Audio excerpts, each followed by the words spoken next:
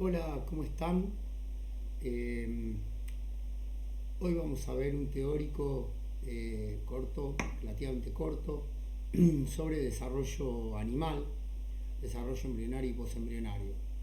Quería comenzar contándoles que en el siglo XVIII eh, hubo una controversia entre dos teorías, la de la preformación y la de la epigénesis, en donde la teoría de la preformación sostenía que dentro del óvulo o del espermatozoide había un homúnculo, un hombre en miniatura, que lo único que debía hacer era aumentar en tamaño y luego nacía. La teoría de la epigénesis, aunque parece más moderna, en realidad fue propuesta por Aristóteles hace 2000 años, en donde se sostenía que a partir del cigoto, ¿sí?, de la célula del óvulo fecundado, ocurrían una serie de cambios graduales que implicaban cambios morfológicos, anatómicos y cambios en tamaño que iban a ir dando gradualmente la forma del individuo que terminaban naciendo. Bueno, actualmente nos quedamos con la teoría de la epigénesis, como todos se lo imaginarán.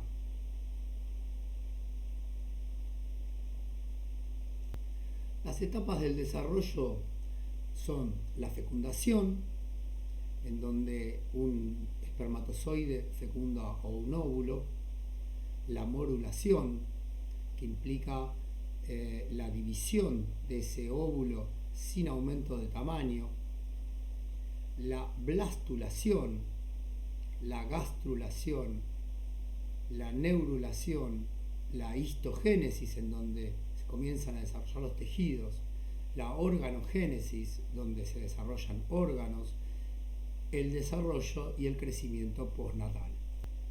Bien, en este punto hacemos un apartado y nos referimos al vitelo.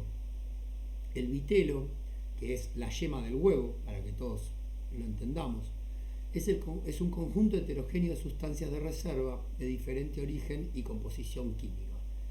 Su distribución y cantidad contribuye con el establecimiento del patrón de segmentación embrionario, o sea, cómo se va a ir dando la segmentación de ese embrión que se está desarrollando. Según la cantidad de vitelo, los huevos de los animales pueden clasificarse en oligolecitos. Oligo siempre implica poco, ¿sí?, escaso, escasa cantidad de vitelo. Lo podemos ver en mamíferos euterios, en erizos y en el anfioxo. Mesolecitos, mediana cantidad de vitelo. Lo podemos ver en los anfibios. Polilecitos o megalecitos, donde tienen gran cantidad de vitelo, lo vemos en saurópsidos, aves y reptiles, en monotremas, insectos y en peces teleósteos. Según la distribución del vitelo, los huevos se pueden clasificar en isolecitos. La distribución es más o menos homogénea, en general coincide con los huevos de tipo oligolecíticos. Son mamíferos euterios, erizos y anfioxos.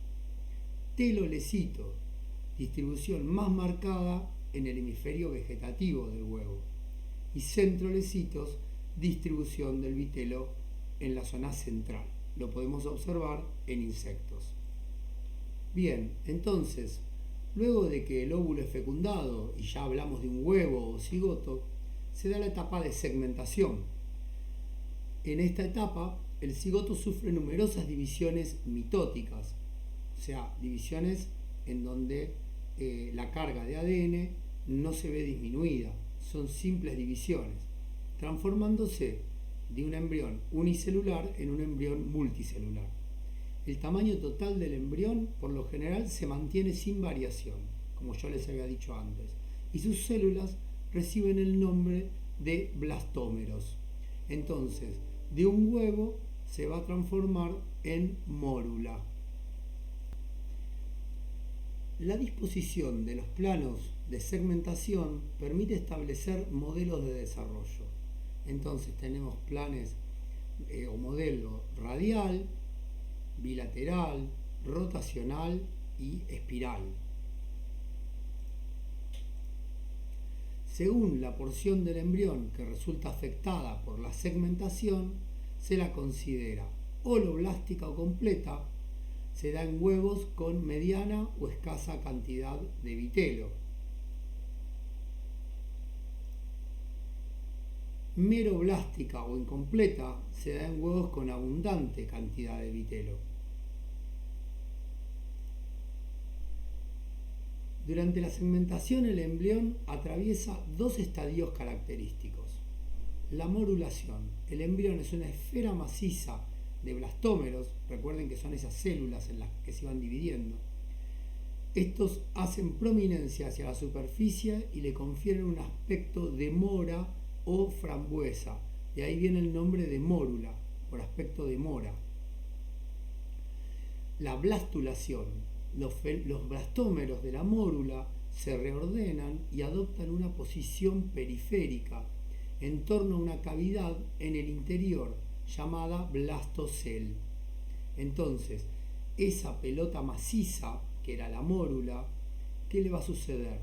Los blastómeros se van disponiendo hacia la superficie y dejan una cavidad central denominada blastocel.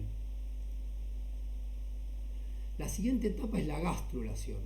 Durante este periodo se producen cambios drásticos en la organización general del embrión, a partir de movimientos específicos de grupos de células para finalizar formando un embrión diblástico, o sea, de dos capas, con endodermo y ectodermo, en los nidarios y en los ctenóforos, o triblástico, con ectodermo, mesodermo y endodermo en los lofotrocozoa, ecdysozoa y deuterostomia o deuterostomata. Entonces acá tenemos la blástula, con su cavidad central, el blastocel. Se produce una invaginación, ¿sí? Y van a quedarnos entonces dos capas, una externa, que es el ectodermo, y una interna, que es el mesodermo. Ectodermo y mesodermo. De nuevo, ectodermo en azul, mesodermo en amarillo y verde. La cavidad por donde se produce esta invaginación se denomina blastoporo y esta tiene una importancia fundamental. ¿A qué cosa va a dar origen el blastoporo? Y esta cavidad que queda acá en el centro, ¿sí? Es el arquenterón o tubo digestivo primitivo. Bien, si el blastoporo da origen a la boca, los organismos son protostomados y se dan moluscos, anélidos y artrópodos. Si el blastoporo da origen al ano, se denominan deuterostomados y por ejemplo sucede en equinodermos y cordados. Fíjense, acá tienen una filogenia muy sencilla, ¿sí? Un cladograma de los metazoos y todos estos son protostomados y aquí tenemos a los deuterostomados.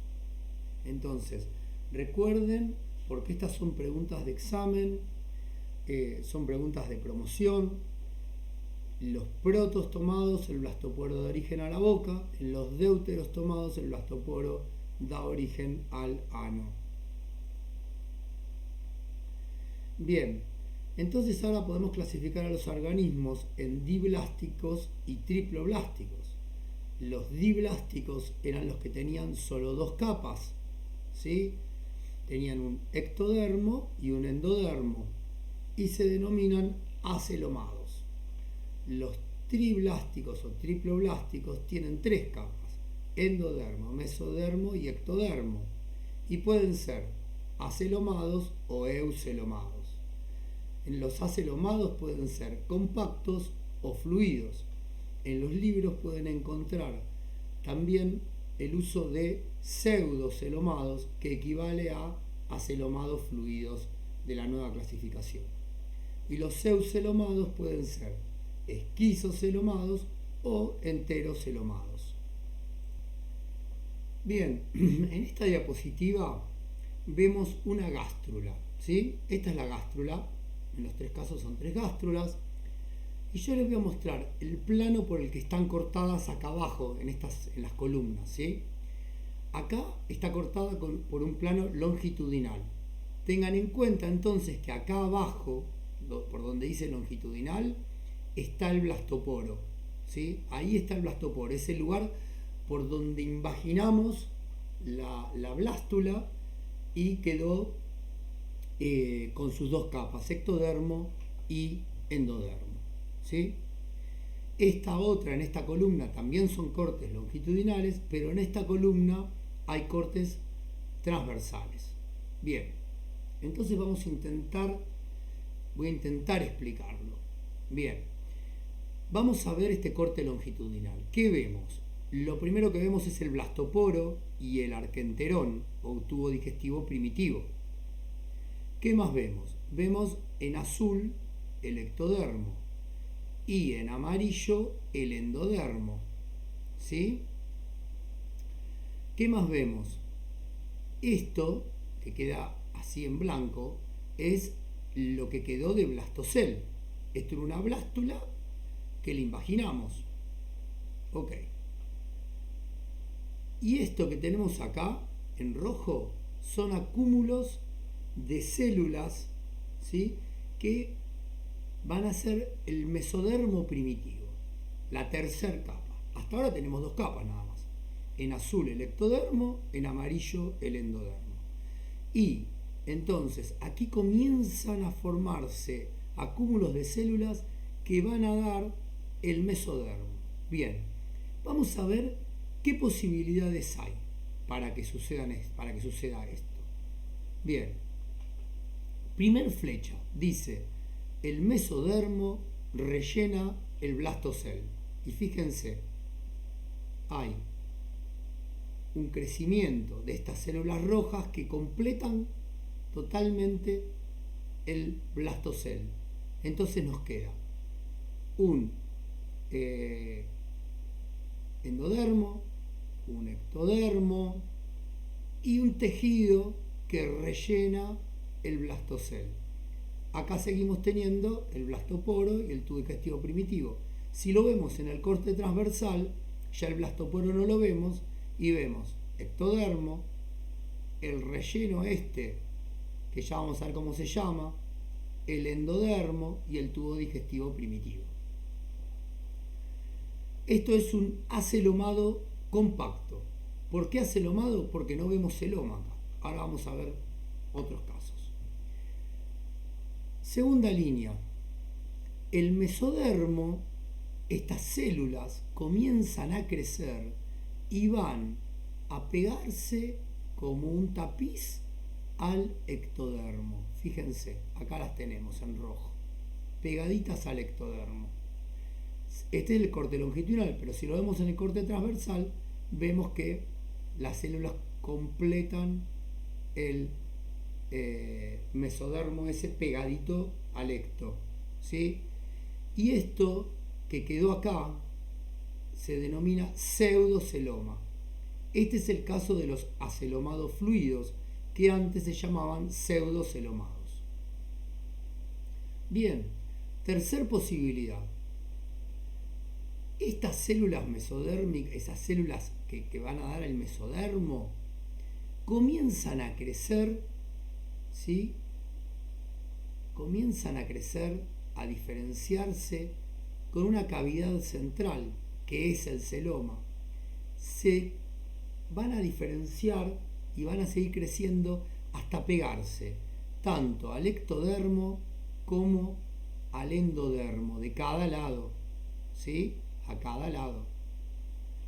En el centro, entonces, como les dije, queda el celoma. Si lo vemos en un corte transversal, vemos endodermo, mesodermo a ambos lados y el ectodermo.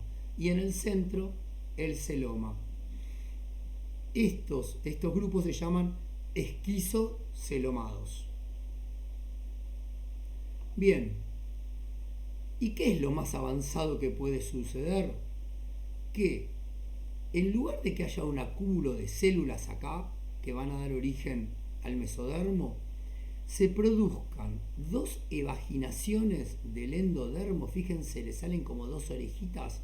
El endodermo se evagina y comienza a crecer, y también va a terminar el mesodermo entonces completando el espacio del blastocel, ¿sí? Y va a crecer pegadito al endo y pegadito al ecto. Fíjense que el resultado final es muy parecido entre los esquizocelomados y los enterocelomados, pero la diferencia enorme es cómo se produce esto.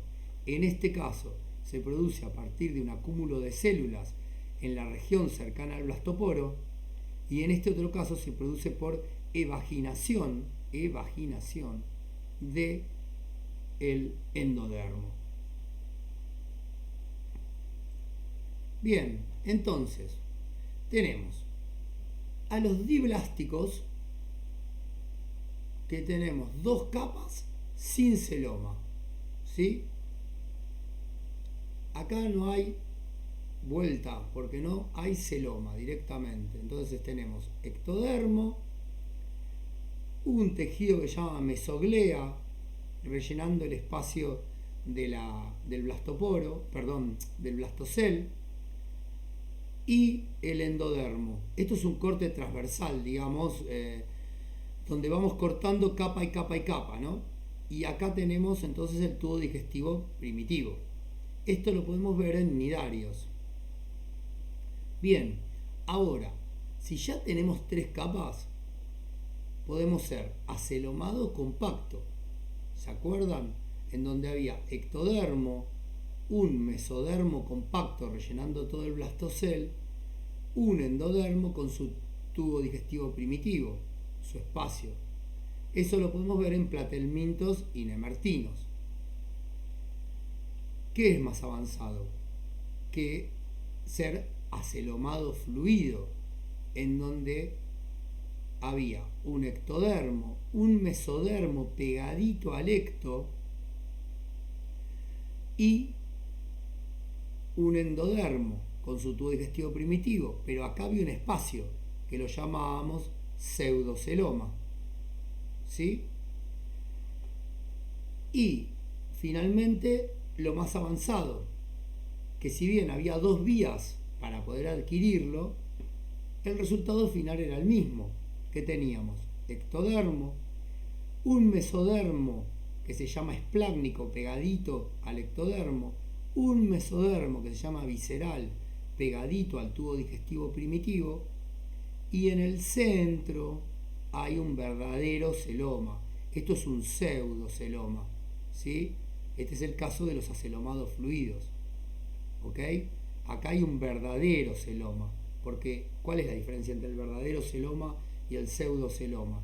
La diferencia es que en el caso del pseudoceloma, el celoma no está, ese pseudoceloma no está delimitado por mesodermo en ambos lados.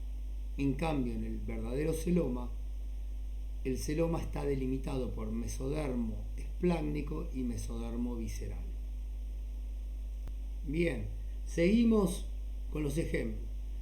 Repasando nuevamente, para que se fije, los casos de los diblásticos, solo con endodermo y ectodermo, son siempre acelomados, obviamente. Si no hay un mesodermo no podemos hablar de celoma. ¿Y qué es lo que tenemos? Tenemos acá, un endodermo con su cavidad, con el tubo digestivo primitivo, y acá tenemos la boca con el endodermo y la cavidad gastrovascular, un ectodermo, y en el medio este tejido que se llama mesoglea, ¿sí? En el caso de los pólipos, algunos autores creen poder determinar la existencia de una capa que podría llegar a ser un mesodermo, pero lo mantenemos así, son diblásticos acelomados. Ahora ya, si somos triploblásticos, eso quiere decir que hay endodermo, mesodermo y ectodermo, las cosas cambian. El primer caso es el de los acelomados compactos, ya vimos este dibujo, ¿no? Platelmintos y nemertinos, ectodermo, mesodermo compacto, rellenando todo el espacio del blastocel, y endodermo. Por ejemplo, acá tenemos una planaria que la cortamos transversalmente y vemos eso: endodermo, el mesodermo y el ectodermo. Seguimos con los triploblásticos. Ahora los acelomados fluidos, ¿sí? Por ejemplo, en el caso de los nematodes, tenemos ectodermo, el mesodermo solo pegado al ectodermo, el endodermo con el tubo digestivo primitivo y ese pseudoceloma. En este caso, ese pseudoceloma, me lo llaman acelomados fluidos porque está relleno de fluido ese pseudoceloma y funciona como un esqueleto hidrostático. Seguimos, triploblásticos también. Ahora tenemos el caso de los eucelomados. ¿Se acuerdan? Estaban los esquizocelomados, moluscos, anélidos y artrópodos, en donde el mesodermo surgía desde esos acúmulos de células a ambos lados del blastoporo. Todos los esquizocelomados son protostomados, o sea, el blastoporo da origen a la boca. El otro caso era el de los enterocelomados, en donde el mesodermo surgía como evaginación del endodermo, ¿sí? Son todos deuterostomados, o sea que el blastoporo da origen al ano, y lo podemos ver en equinodermos y cordados, o justamente llamados el clado de los deuterostomados. Cuadrito de resumen. Bien, dos posibilidades: ser diblásticos, tener endo y ectodermo, por lo tanto sos acelomado, o triploblástico, endo, meso y ectodermo, donde tenemos dos posibilidades también: acelomados o eucelomados. Acelomados pueden ser compactos o pueden ser fluidos. Acuérdense que los pueden encontrar como pseudocelomados. Y los eucelomados pueden ser esquizocelomados, que eran todos protostomados, o enterocelomados, que son todos deuterostomados. Bien, ahora la siguiente etapa, habíamos dicho que teníamos la morulación, la blastulación, la gastrulación, que es lo que vimos hoy, y ahora una cuarta etapa, que es la neurulación. La neurulación se produce solo en los cordados. Ya vamos a ver un teórico, en junio creo que arrancamos, sobre los cordados. Los cordados son deuterostomados, ¿sí?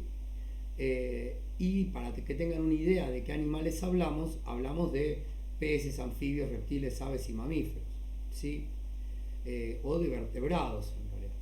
Entonces, en los cordados se produce esta etapa en donde aparecen la notocorda, que es el molde sobre el que se va a desarrollar la columna vertebral, y el tubo neural. Muy cortito, entonces vamos a ver el dibujito. Tenemos el ectodermo, el endodermo, ¿sí? Acá vemos cómo del endodermo se van a ir desarrollando esas evaginaciones que les contaba yo hoy, ¿sí?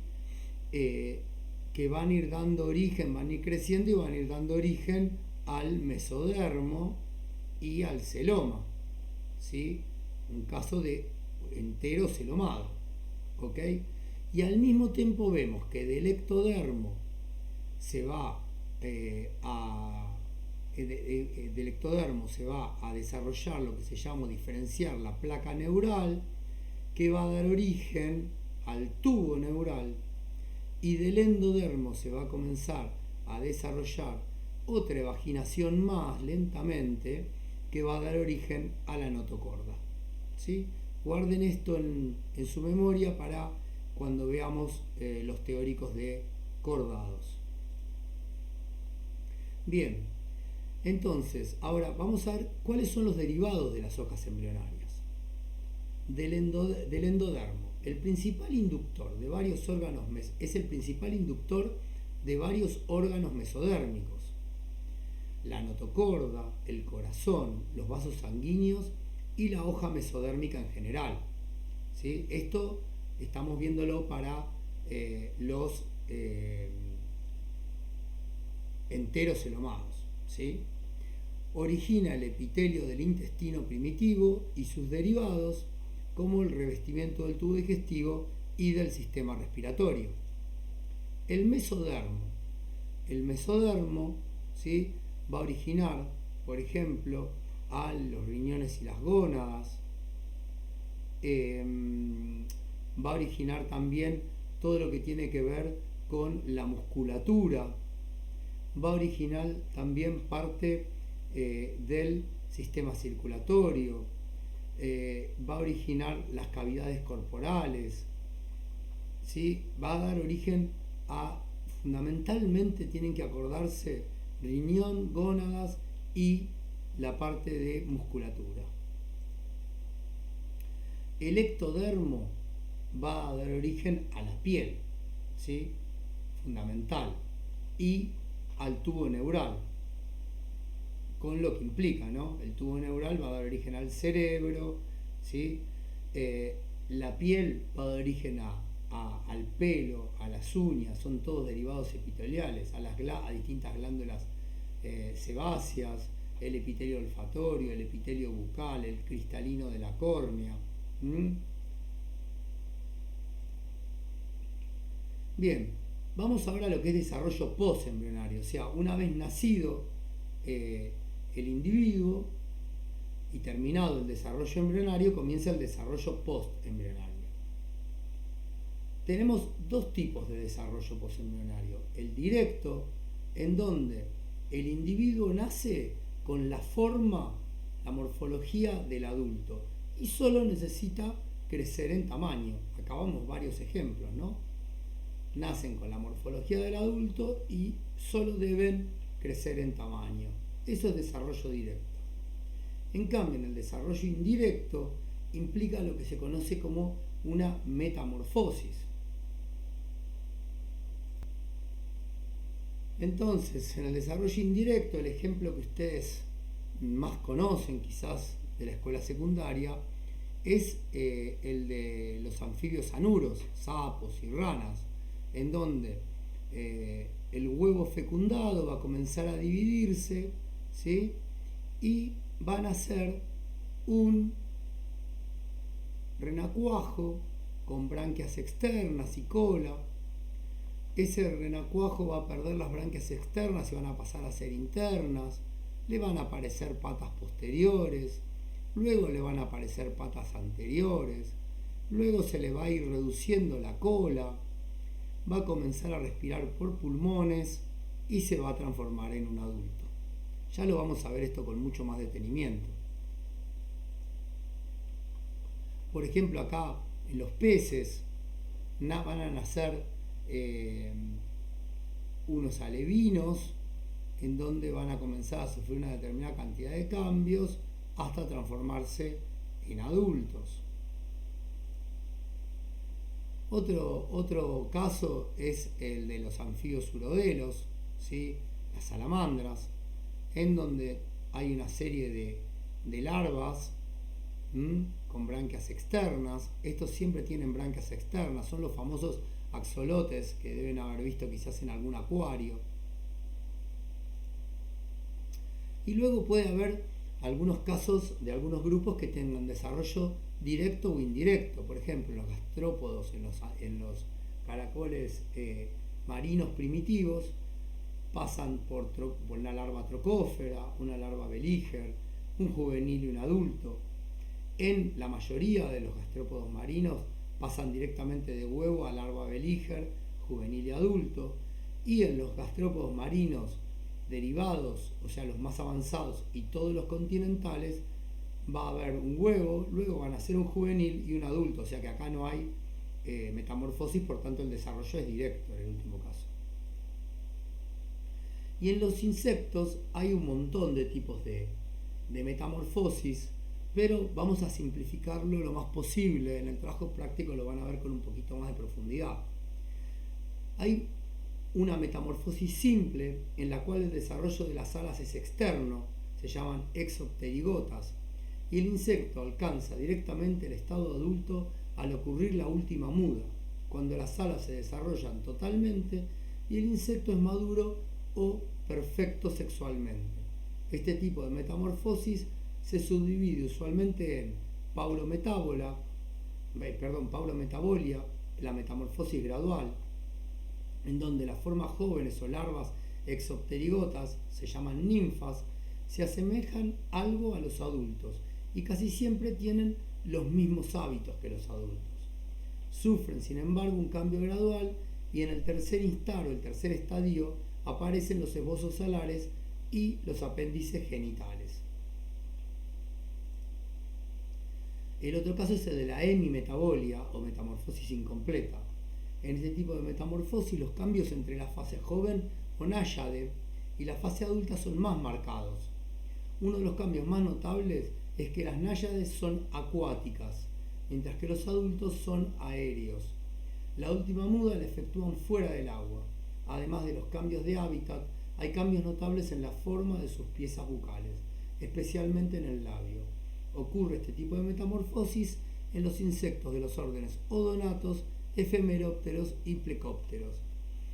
Este tipo de metamorfosis con una náyade acuática y el adulto aéreo se interpreta como una ventaja adaptativa en donde las juveniles, los estados larvales, las náyades, no compiten por los mismos recursos con los adultos. Y luego el otro caso es el de la metamorfosis completa u holometabolia, en la cual el desarrollo de las alas es interno, se denominan endopterigotas, y se presenta una fase especial denominada pupa, que es intermedia entre la fase de crecimiento larva y la fase adulta. En la fase pupa el insecto no se alimenta y permanece generalmente inactivo. Es una fase de profundas transformaciones internas. Entonces tenemos el huevo, tenemos las larvas que se dedican a comer y a crecer, a acumular nutrientes para el gran cambio que se va a transformar, que se va a suceder en la pupa. Y de la pupa va a emerger directamente el adulto. Bien, con esto terminamos el teórico. Espero volver pronto a verlos cara a cara en el aula. Así que cualquier duda que les haya quedado pueden escribirme por correo electrónico. Muchas gracias por su atención.